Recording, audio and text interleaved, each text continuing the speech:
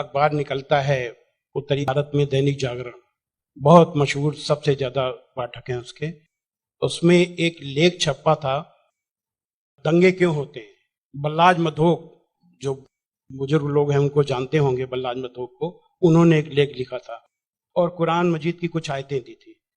तो वो आयतें देखने के लिए कि क्या वास्तव में सही है कि नहीं, मैं इलाहाबाद में एक दुकान में गया और मौलाना फतेह मोहम्मद खान साहिब जालंधरी और मौलाना अब्दुल पारिक साहब की हिंदी का अनुवाद ले आया और उसमें हमने देखा तो वो कुरान मजीद की वो आयत वैसे ही मौजूद थी। तो मुझे लगा कि ये बात सही है और मैंने किताब लिखी, इस्लामिक आतंकवाद का इतिहास। बाला साहब ठाकरे को बहुत पसंद आई, उन्होंने उसका अंग्रेजी ट्रांसलेशन कराया, the history of Islamic terrorism के नाम से। बाद में एक सज्जन ने, अब मैं वहां आ रहा हूं कि मेरा सोच कैसे बदला। मुंबई के एक व्यापारी ने मुझसे कहा कि स्वामी जी, आप जो काम कर रहे हो उसमें फंड की जरूरत है, फंड आपको नहीं मिल रहे, आप ऐसा करिए, किताब इस्लाम पर लिखिए अमेरिका के लिए, कि वास्तव में इस्लाम से अमेरिका को खतरा है, तो आपको अच्छा खासा आपको वहां से रॉयल्टी मिलेगी, आपके सारे काम चल जाएंगे। लेकिन वो बड़ी किताब होनी चाहिए। उसको लिखने के लिए मैंने हजरत मोहम्मद सल्लल्लाहु अलैहि वसल्लम की जीवनी पढ़ी। जब जीवनी पढ़ी तो जो कुरान मजीद की आयतों को मैंने आतंकवाद से जोड़ा था कि इन आयतों की वजह से आतंकवादी बनते हैं, लेकिन जीवनी पढ़ने के बाद मुझे लगा कि ये आयतें आतंकवाद को रोकने के लिए हैं, आतंकवादियों को, सुभान अल्लाह, क्योंकि उनमें जो युद्ध का आदेश था वो आतंकवाद और आतंकवादियों के विरुद्ध था। तो मुझे लगा कि मुझसे बहुत बड़ी गलती हो गई, एक धर्माचार्य से ऐसी गलती नहीं होनी चाहिए। और वो गलती क्यों हुई? वो गलती का जिम्मेदार मैं नहीं था, उस गलती का जिम्मेदार अनुवाद करने वाला था, जिसने ये नहीं बताया कि आयत का मतलब कैसे समझें। किसी भी, हम यहाँ जो गैर मुस्लिम भाई होंगे उनको मैं बताऊं कि आयत का मतलब समझने के लिए जरूरी है कि आयत क्यों और किन परिस्थितियों में आई। ये जब जानेंगे तभी सही अर्थ मालूम होगा। तो ये जानने के बाद मैंने एक दूसरी किताब लिखी, इस्लाम आतंक या आदर्श, यानी इस्लाम में आतंक नहीं, आदर्श ही आदर्श है। और इसका हम दूसरा उदाहरण और हम दे रहे हैं क्योंकि हमने एक दूसरी किताब भी लिखी है। एक बार मैं जा रहा था, अभी थोड़े दिन की बात है, तो एक सज्जन से मेरी बातचीत होने लगी। मैंने कहा इस्लाम में आतंकवाद है ही नहीं। तो उन्होंने क्या किया, अपने मोबाइल में दिखाया एक इंटरनेट से कि आज से 100 साल पहले ब्रिटिश पार्लियामेंट में एक भूतपूर्व जो प्रधानमंत्री विलियम ग्लैडस्टोन थे, उन्होंने कुरान मजीद को लहराते हुए उसके बारे में कुछ नेगेटिव चीजें कही थी। तो मुझे बिल्कुल अपनी बात याद आ गई कि जैसे मैंने गलत समझा वैसे विलियम ग्लैडस्टोन ने भी गलत समझा, और उसके जिम्मेदार वो नहीं, अनुवाद करने वाले थे, क्योंकि उन्होंने सही अनुवाद उसको सही ढंग से एक्सप्लेन क्यों नहीं किया। तो मुझे लगा कि अब इस पर भी एक किताब लिखने की जरूरत है।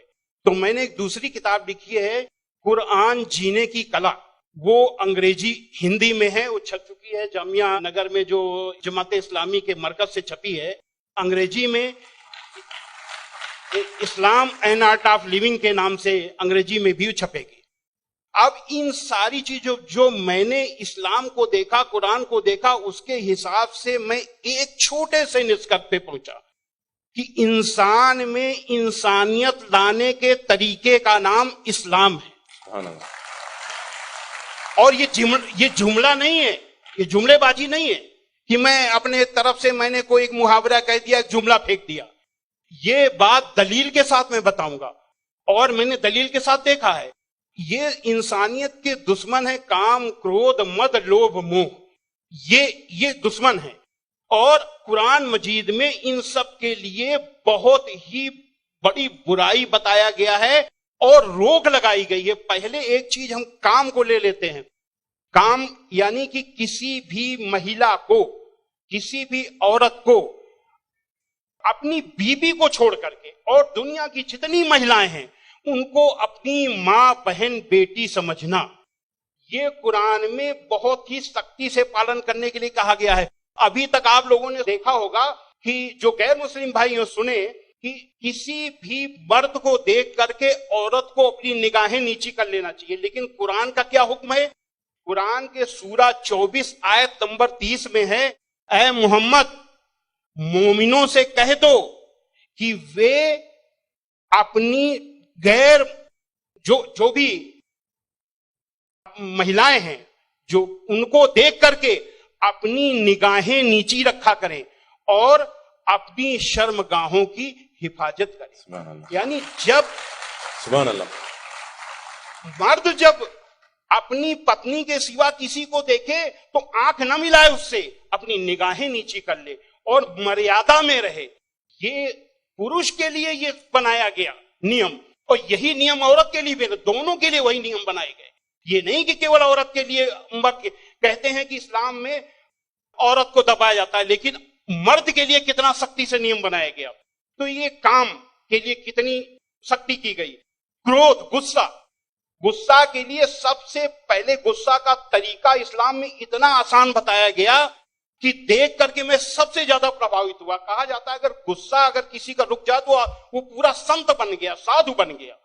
और कितना बढ़िया तरीका इस्लाम में बताया गया, कुरान में बताया गया है कि माफ कर दो, किसी के गुनाहों को माफ कर दो, और जब माफ कर दो गुस्सा खत्म। और सबसे पहले ये हुक्म दिया गया पैगंबर को।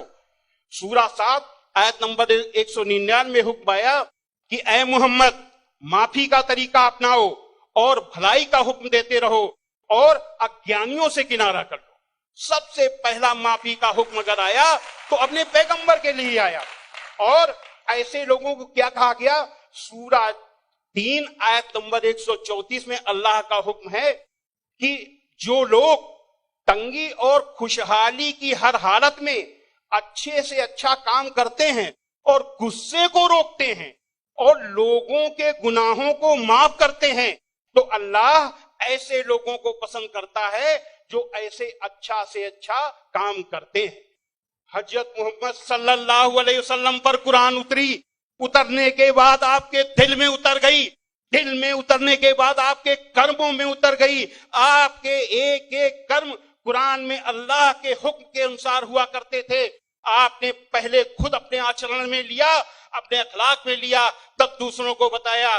फतेह मक्का के दिन वो अबू सुफियान जो आपके खिलाफ मक्का की एक एक लड़ाई में आपका के खिलाफ नेतृत्व करते थे, जब वो सामने पड़े फतेह मक्का के दिन, तो हजरत मोहम्मद सल्लल्लाहु अलैहि वसल्लम ने कहा कि आज अबू सुफियान को माफी, और जो अबू सुफियान के घर में दाखिल हो जाए उसे भी माफी।